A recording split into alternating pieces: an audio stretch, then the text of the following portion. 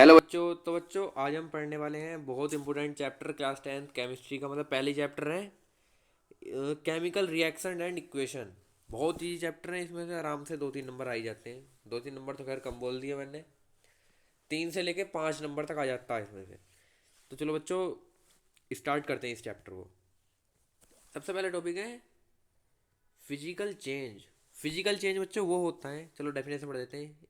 It is a temporary and easily reversible change in property. मतलब ये temporary change होता है जो कि वापसी आ सकता है, ये रिवर्सेबल होता है इजली।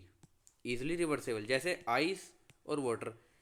हम आइस से बर्फ़ से पानी बना सकते हैं, पानी से बर्फ़ बना सकते हैं। फ्रिज में रख दो फ्रिज में रख दो बर्फ़ बन जाएगा, और पानी को धूप में रख दो वाटर बन जाएगा। दोनों को हम वाइस वर्सा कर सकते हैं। तो ये क्या है? Physical change. सेकंड नंबर आता है बच्चों केमिकल चेंज। केमिकल चेंज चलो, it is the permanent change that is irreversible and can not back as previous state. मतलब अगर हमने दूध को दही बना दिया तो दही से फिर दूध नहीं बन सकता बाद में। ये तो बन गया जो ही बन गया। अब दूध से हम दही बना सकते हैं, दही से दूध बना सकते हैं नहीं, है ना? तो यही होता है इरिवर्सेबल, मतलब फिजिकल चेंज। ये बैक नहीं आता दोबारा वापसी, जैसा बन गया। अब बच्चों चलो चलते हैं अगले टॉपिक पे। जल्दी जल्दी निपटाएंगे सारे चैप्टर, क्योंकि बाद में हमें और भी कुछ पढ़ना। केमिकल इक्वेशन, जो चैप्टर का नाम भी है। डेफिनेशन पढ़ते हैं पहले, फिर मैं समझाता हूँ इजी भाषा में क्या होता। A symbolic representation of chemical reaction using chemical symbol. मतलब एक सिंबलिक रिप्रेजेंटेशन, मतलब जैसे अभी आगे बताऊंगा। सिंबलिक रिप्रेजेंटेशन जैसे यो,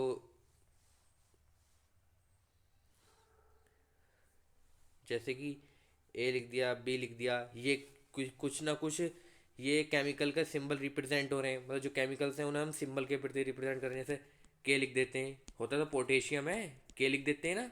तो ये रिप्रेजेंटेशन होती। The chemical equation content the reactant and product. मतलब केमिकल इक्वेशन क्या क्या चीज़ होती है केमिकल इक्वेशन में? रिएक्टेंट होते हैं, ये रिएक्टेंट और प्रोडक्ट। रिएक्टेंट को मिला के प्रोडक्ट बनता है। जैसे ये हमने कोई रिएक्टेंट ए मिलाया, बी में मिलाया, क्या बना दिया? सी। रिएक्टेंट होते हैं इस साइड वाले, प्रोडक्ट होता है इस साइड वाला। ठीक है बच्चों। अब आते हैं बैलेंस्ड इक्वेशन। बैलेंस्ड इक्वेशन क्या होती? Balance equation means balance the number of element in the reactant side और प्रोडक्ट साइड। अभी बता देना रिएक्टेंट किस साइड होता, प्रोडक्ट किस साइड होता। जैसे ये रहा, रिएक्टेंट साइड ये है, प्रोडक्ट ये है। ठीक है। अब इसमें देखो रिएक्टेंट साइड में जेड एन कितने, जेड एन एक है। प्रोडक्ट साइड में भी जेड एन एक है। इसमें एच टू कितने हैं? दो हैं। एच टू दो। ये भी सेम है, ये भी सेम है, ये भी सेम है, ये भी सेम है। एसओ फोर कितना? एक। एसओ फोर कितना? एक। तो ये क्या है बच्चों? बैलेंस्ड है। ये इक्वेशन बैलेंस्ड है। अब बच्चों टॉपिक आया टाइप्स ऑफ केमिकल रिएक्शन। चलो बच्चों टाइप पढ़ते हैं। इसके 4 टाइप होते हैं। पहला टाइप है कॉम्बिनेशन रिएक्शन। कॉम्बिनेशन रिएक्शन जैसे तुम्हें वर्ड से समझ में आ रहा है, कॉम्बाइन करना किसी चीज़ को, 2 या 3 चीज़ों को कॉम्बाइन करके एक बना देना। In this reaction we combine the reactants into one product. अब देखो CaO, इसे बोलते हैं क्विक लाइम। बच्चों बहुत इंपॉर्टेंट है ये, इसे रट लो, रट रट लो भाई इसे, इंपॉर्टेंट। इसमें पानी मिला दिया H2SO4, ये क्या बन गया? सेक्ड लाइम बन गया, CaOH होल ट्वाइस। देखो Ca कितने? एक। Ca पूरा हो गया। O एक ये रहा, एक ये रहा। O दो कितने? और H2 ये रहा। देखो यू लिख पड़ा ना, इसका मतलब यो है O भी दो हैं, H भी दो हैं। एक दो O हो गए, दो O हो गए, दो H है, दो H है। तो यो क्या हो गया? Balanced equation. और ये एग्जांपल किसका? कॉम्बिनेशन रिएक्शन का। ठीक है, अब ये दोनों हमने समझ लिए। अगला टॉपिक आता है बच्चों डीकम्पोजिशन रिएक्शन। डीकम्पोजिशन में ये होता है कि एक रिएक्टेंट से हम 2 या 3 इसके वो बना देते हैं प्रोडक्ट। हाँ, in this reaction the one reactant is break down into 2 और मोर एलिमेंट्स। मतलब जैसे CaCO3 है, यो ब्रेक डाउन हो गया किसमें, CaO+CO2। हो गया ना 2 जगह ब्रेक डाउन, यो एक था, कितनी जगह बन गया, 2 जगह। ठीक है, एग्जाम्पल याद रखियो बच्चों, ये मेन एग्जाम्पल है।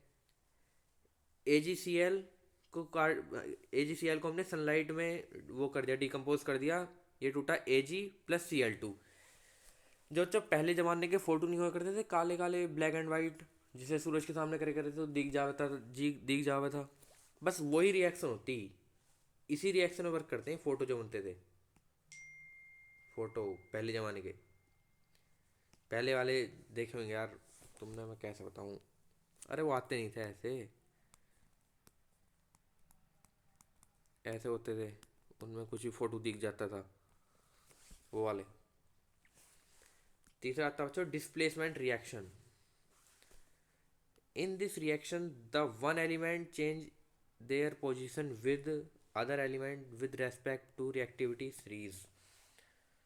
मतलब इसमें एक एलिमेंट अपनी पोजीशन चेंज कर लेता है एटम किसी दूसरे के साथ, किस बेसिस पे, रिएक्टिविटी सीरीज पे। रिएक्टिविटी सीरीज देख लो बच्चों, पहले नंबर पे potassium, sodium, calcium, magnesium, aluminium, zinc, frame, tin, lead, copper, mercury, silver, gold. इन्हें याद करना है, ये बच्चों याद कर लो, जब भी कर पाओगे ये वाली रिएक्शन, क्योंकि जो सबसे ऊपर है वो मोस्ट रिएक्टिव है, देखो लिखा ही पड़ा, मोस्ट रिएक्टिव। जो नीचे हैं, और जो नीचे हैं वो लीस्ट रिएक्टिव हैं। अगर ये मान लो कि कहीं गोल्ड लिखा है और पोटेशियम आइया, क्या आइया, तो गोल्ड को हटा देगा, क्योंकि क्यों, क्योंकि ज़्यादा रिएक्टिव है, जल्दी जल्दी ज़्यादा जल्दी रिएक्ट कर देगा। गोल्ड यहाँ तक बच जाएगा, यो यहाँ को आ जाएगा इस पोजीशन पे। जैसे Fe+CuSO4 था, ठीक है, अब FeCuSO4 था, तो देखो आगे क्या बना, FeSO4 बन गया, Cu अलग पहुंच गया। क्यों, क्योंकि कॉपर कम रिएक्टिव है किससे, फेरियम से। कॉपर कम रिएक्टिव है, इसने हटा दिया भैया कॉपर, खुद लग गया देखो SO4 गया, क्योंकि ज़्यादा मोर रिएक्टिव था।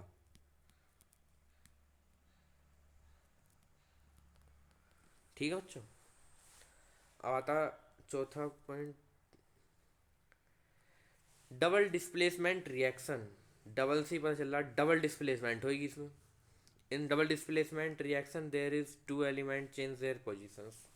हाँ वही वाली बात, दो जो बदल जाएंगे। जैसे Na2SO4 की रिएक्शन करवाई BaCl2 से, तो BaSO4 बन गया, Na ने वो Ba ने Na को रिप्लेस कर दिया और SO4 की को साथ ले लिया, और ऐसे ही Na ने Ba को रिप्लेस करा, NaCl बन गया। समझ गए, नहीं समझ गए, important reaction. Oxidation and reduction. Oxidation क्या होता है बच्चों, gaining oxygen and lost hydrogen. Reduction क्या होता है, गेनिंग हाइड्रोजन लॉस्ट ऑक्सीजन। देखो इस रिएक्शन समझेंगे, COH2 के साथ रिएक्शन हुई, बना CuH2O। बच्चों H2 ने क्या करा, H2 ने ऑक्सीजन जोड़ी ना अपनी गैल, ऑक्सीजन आएगी देखो इसमें, देखो ऑक्सीजन आएगी, तो इसने क्या करा, गेन करी ऑक्सीजन। ऑक्सीजन गेन करने को क्या करते हैं, ऑक्सीजन गेन वाला होता ऑक्सीडेशन, तो ये हो गया ऑक्सीडेशन। ठीक है, समझ गए। CuO था, क्या बन गया CO, इसने क्या करा, यो लूज करी ऑक्सीजन, ऑक्सीजन को लॉस करने वाले को क्या बोलते हैं, रिडक्शन, तो ये क्या हो गया रिडक्शन। ठीक है, अब देखो इसमें देख लो, ये है रिडक्शन। क्यों, क्योंकि इसके पास पहले ऑक्सीजन थी, अब नहीं है, इसके पास पहले कुछ नहीं था, अब ऑक्सीजन है, तो ये हो गया oxidation.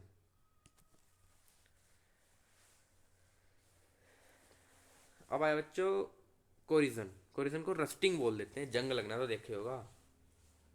Corrosion is the process of slowly eating up metals by gas water vapours present in the atmosphere, जो मतलब हवा में गैस और पानी की वेपर्स होती हैं, उसकी वजह से ये जंग लग जाती है। यार जंग को तो सब जानते ही हो, बस जंग लग गई। जंग किसकी वजह से लगा, जैसे बाहर है कुछ लोहा पड़ा रहने में, उसकी वजह से लग जाती है। और बच्चों इसे जरूर समझ लो, यो बहुत इंपॉर्टेंट है। गे जिसमें हाइड्रोजन वो जिसमें ऑक्सीजन आके लग रही है वो ऑक्सीडेशन है, जिसमें से ऑक्सीजन जा रही है वो रिडक्शन है। रेंसिडिटी, रेंसिडिटी होती है, rancidity is the process that occurs when fats and oil in the food degrades. मतलब अब यार जो चिप्स कुरकुरे में वो रेंसिडिटी होती है, मतलब जो किसी पैक्ड फूड को सड़ने से बचा ले, बस उसे बोलते हैं। और बाकी कुछ नहीं पढ़ना इसमें, बस इसे याद रखो। और मैं 5 से 6 रिएक्शन रिएक्शन करा दूंगा बाद में, जो पेपर में 100% आएंगी, बस उसे उसे याद कर लियो। बाकी कुछ नहीं पढ़ना, ये पढ़ लो, थोड़ा बहुत डेफिनेशन वाले काम हो जाएंगे। ठीक है बच्चों फिर।